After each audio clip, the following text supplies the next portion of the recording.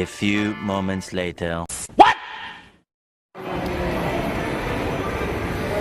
So guys, tapos na ako nagpa-update. So, babalik po ako sa opisina kay Madam. Papipirman ko po ang aking form para po maglo-load ako. Kasi, expired na po ang aking form na binigay ni Miss Janet.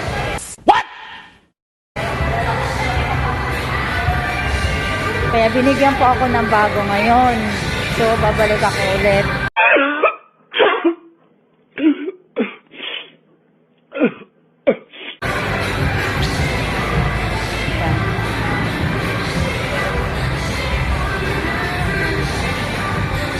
Babalik ako ulit. Sobrang lamig guys. So, A few moments later. tatawid na po tayo. Tawid. Ayan.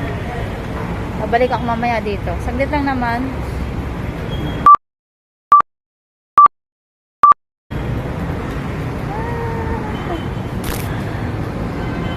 Vlog din tayo pag may time. So, makulimlim guys. Ayan, makulimlim. So, sasakay na tayo ng jeep. Ay, hindi pala, tatawid muna.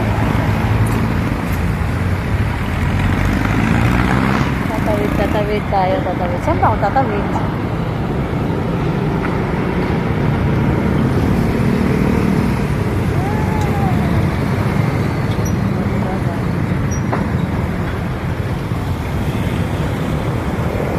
Dito ako sa highway.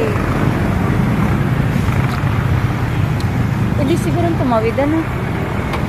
Dapat kanina pa ako tumawid na. Nakago na tuloy. Ay, kikisiar nga ako muna. Sobrang ihing-ihi na ako. Kikisiar muna ako sa Jollibee.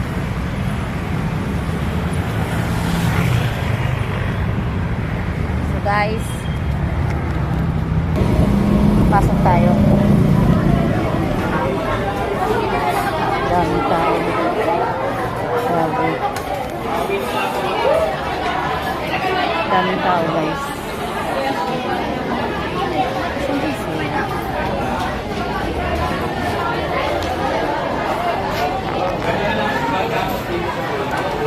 Oh, dami tao. Daming tao, grabe yun. Ay, wala. Sisira lang ako. Inabot na ako sa pag-ibig. Diba?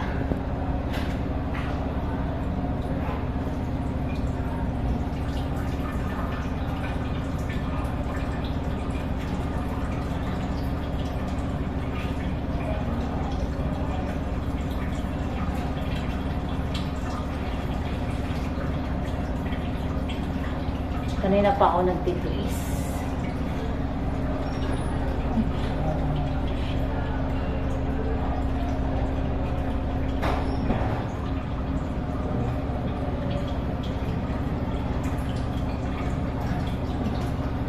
Isipin mo yun guys.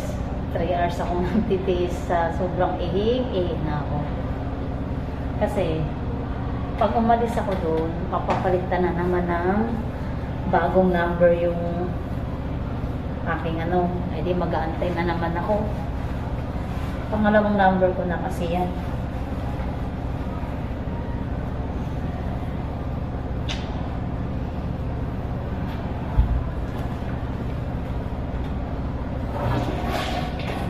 Isipin nyo yun guys. Magpapa-update ka lang ng number mo sa pag-ibig. Grabing haba ng pila. Umalis ako dun sa bahay. 6. Yung pala, mayroon pa mas maaga pa sa akin. So, labas na tayo sa Jollibee. Makikisiar lang po. Daming tao. Daming tao.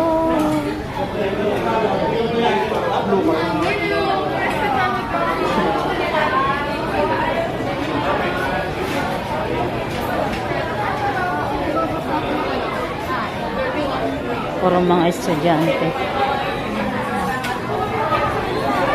So, labas na tayo. Labas na ako. Mabalik na ako sa opisina kasi may pipipirmahan po ako kay madam.